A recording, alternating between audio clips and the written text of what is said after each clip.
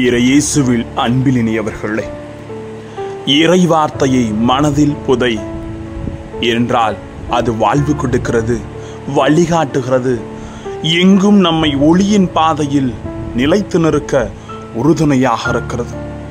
ஆனால் அந்த வார்த்தைக்கு இடம் கொடாமல் நாம் திரிகிற வேளையில் நாம் வீழ்த்தப்படுவோம் என்ற மேன்மையும் நமக்கு சொல்லித்தரப்படுகிறது. வார்த்தையோடு கடந்து சிந்திப்போம் வாங்க.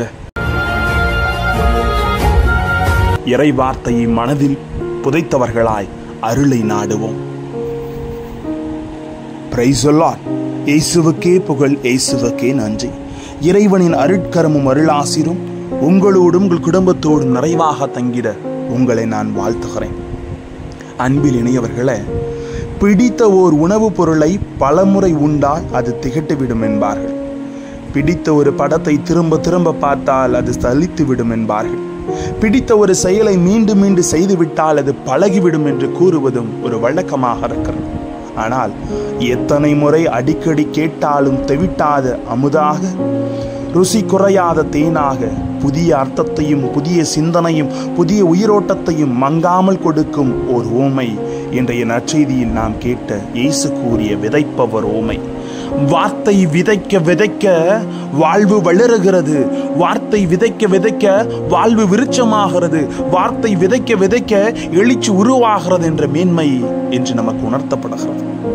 ஒரு விதைக்குள் இருக்கும் வீரியத்தை விருட்சமாக்குவதற்கும் பலன் தராமல் மலட்டுத்தன்மைக்கு அது கடந்து செல்வதற்கும் அந்த விதை விழுகின்ற நிலத்தின் தன்மையை உரிய ஆற்றலாக முக்கிய காரணியாக அமைகிறது. அதுபோல அண்டைத்த படைத்த கடவுளின் வாக்கு, சொல், வார்த்தை ஒரு மனிதனின் வாழ்வை முழுமையாக மாற்றுவதற்கும் அதே மனிதனின் தாழ்வை தருவதற்கும் எந்த மனிதனில் விழுகிறதோ அம்மனிதனின் மனமே அவனின் அகத்தின் சூழலே முக்கிய காரணியாக அமைகிறது. ஒரு மனிதனுடைய புறத்தின் சூழலை விட அகத்தின் சூழலே இறைவார்த்தையின் பலனை நிர்ணயிக்கிறது. பலன் 30 மடங்கோ 60 மடங்கோ 100 மடங்கோ இல்லை, அதைவிட பல மடங்கோ அது அகத்தின் சூழலை பொறுத்ததே.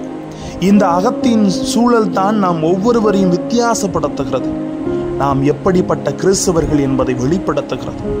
ஆற்றலுள்ள கடவுளின் வார்த்தை அன்று மட்டும் உயிருள்ளதாக இருந்தது. இன்று செத்து கிடக்கும் பயனற்ற ஒன்றாக ஆகிவிடாதவாறு பார்த்துக் கொள்வது நம் ஒவ்வொருவரிடம் தான் இருக்கிறது. எனவே கடமை என்று உழைத்து அந்த வார்த்தையை வாழ்வாக்கி அந்த வார்த்தை விருட்சமாக வளர விதைக்குள் இருக்கும் வீரியத்தை புரிந்து கொள்ளுகிற பொழுதுதான் அந்த மண் பலன் தருகிறது. அதே போல திருப்பலியில் பங்கெடுக்க முற்படும் நாம் ஒவ்வொருவரும் வாசகம் முடிந்துவிட்டது, மறைவுரை முடிந்துவிட்டு அடுத்தது எழுந்தேற்றத்தில் ஆண்டவரை ஆராதித்து விட்டு திருவிருந்தை உட்கொள்வதே நமது கிறிஸ்துவ கடமை என்ற போக்கோடு நமது அகச்சூழலை ஆக்கி கொண்டால் நாம் வெறும் முட்புதன் நிலமாகவே இருக்கின்றோம். மறந்து விடாதீர்கள், திருப்பலி துவங்கி இன்னும் முடியவில்லையே, எப்போது முடியுமோ என்று கடிகாரத்தை பார்க்கும் கிறிஸ்தவர்களாக நாம் இருந்தால் நாம் பாறை நிலமாகவே இருக்கிறோம். அன்பார்ந்தவர்கள், திருப்பலியின் போது பராக்குகளுக்கும் வேடிக்கைகளுக்கும் அடிமையாகிற கிறிஸ்தவர்களாக அடிக்கடி ஆகிவிட்டால் நாம் வழியோரும் நிலமாக இருக்கிறோம். மாறாக திருப்பலியில் வாசிக்க கேட்கும் இறைவார்த்தைகளை ஆழமாக நமது அகத்தில் அசைப்போட்டு மனதின் ஆழத்தில் புதைத்து வைத்து அதை வாழ்வாக்க வேண்டும் என்ற நோக்கோடு நற்கருணை ஆண்டவரின் அருளை வேண்டி அதற்கான தொடர்ந்து முயல்வோமானால் நாம் தான் நல்ல நிலங்கள். மறந்து விடாதீர்கள், ஒரு வெள்ளங்கானது, ஒரு பசுவானது அன்றாட உணவை உட்கொண்டு வேகமாக உட்கொள்ளுகிறது. ஆனால் பொறுமையாக அசை போட்டு தன்னை திடப்படுத்திக் கொள்வது போல வேகமாக நம்மை நோக்கி வருகின்ற இறைவார்த்தையை மனதில் புதைத்து வைத்து ஒவ்வொரு நாளும் அதை தியானித்து வாழ்வாக்க நான் முயற்சியோடு கடந்து செல்கிற பொழுது என் வாழ்க்கை உயர்த்தப்படுகிறது. தேனினும் இமதையான அந்த வார்த்தைக்கு வாழ்வு கொடுங்கள், உங்கள் வாழ்க்கை எங்கும் பிரகாசிக்கும். ஜெபிப்போமா. அன்பு இறைவா, இந்த நிலத்தின் உவமை எங்கள் வாழ்வை புதிதாக உருவாக்குறது என்பதை உணர்ந்து அத்தோடு நாங்கள் இறைவார்த்தை வாழ்வாக்கி வாழ எங்களோடு தங்கும் ஆண்டவரே. Praise the Lord.